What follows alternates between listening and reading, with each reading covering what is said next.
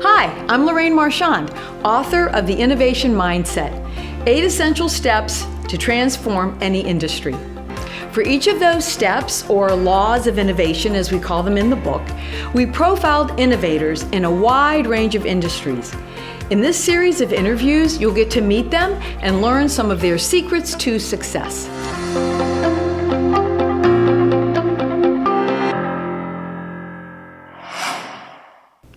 Our innovator in focus today is Spencer Rascoff, the co-founder of Zillow, Hotwire, .la, Picasso, Recon Food, Q, and Supernova. He also served as Zillow's CEO for a decade. Spencer is an active angel investor helping to launch all kinds of dynamic and innovative new companies through his Los Angeles startup studio, 75 and Sunny. Spencer, it's an honor to be speaking with you here today. You were kind enough to write a foreword for my book in which you address my laws of innovation. Appropriately enough, you honed in on the first of those laws, the cardinal principle, so to speak. Law 1, a successful innovation must offer a solution. Ask yourself, what problem am I trying to solve? In the foreword, Spencer, you wrote about how Hotwire and Zillow were both designed to do exactly that, offer solutions.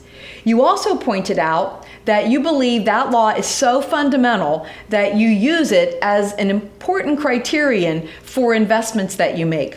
I quote from what you wrote, "If a company can't easily define a problem for me and show me that they are solving it, I won't invest."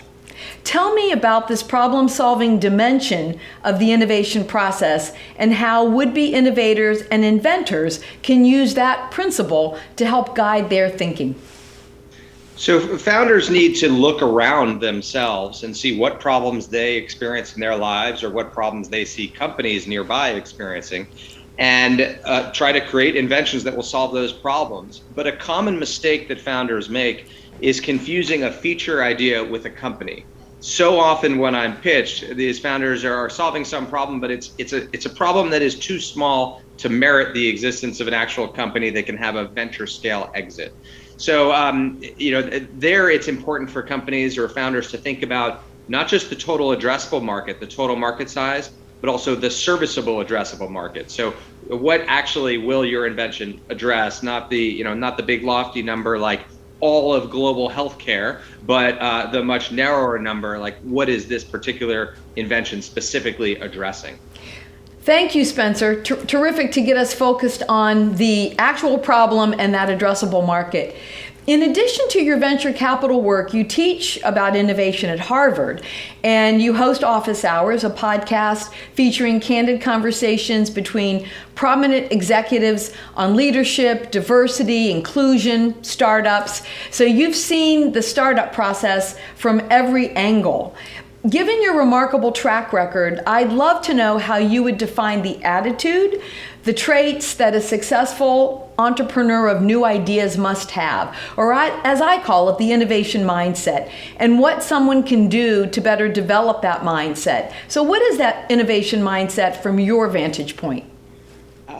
The biggest characteristic of an innovator is somebody who's willing to fail.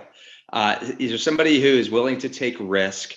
And I think sometimes inventors or founders overstate risk and it paralyzes them to not start something. I talk with people all the time who are working at a comfortable job at a big comfortable company and they think they want to be entrepreneurs, but they say, oh, it's too risky. Well, the risk is really the risk of the fear of failure.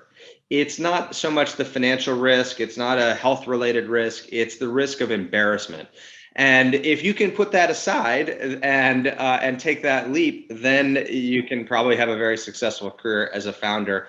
But know that it will probably fail, and that's okay. You need enough at bats. You need to have a thick skin, get used to hearing no from investors and other skeptics. And if you're solving a big enough problem and bringing enough innovative solutions to that problem, you can still be very successful. And that risk will have been worth it. I really love that advice that you've given us about fear of failure. I think so often that's exactly what holds innovators back. I recently read a biography of George Patton, and one of the things that he trained himself to do, because he was a military man, a fighter, was not fear death.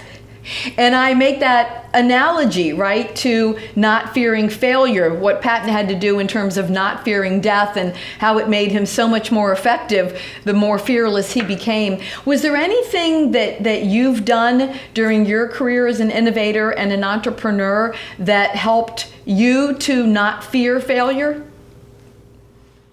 I've developed a very thick skin. Even the things that I've been successful at have, I've had a lot of arrows and tomatoes thrown my way, and especially with social media now, where it's become so easy for critics to lob hand grenades from the anonymity of their keyboard.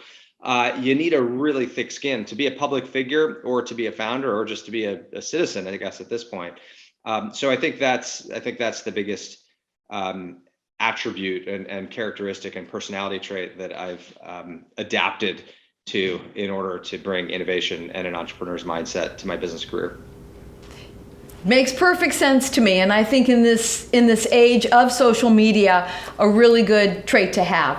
So, Spencer, thank you so much for joining us today and sharing your thoughts and perspective on innovation. We really appreciate the time that you've spent and the enlightenment that you've provided. Thank you so much.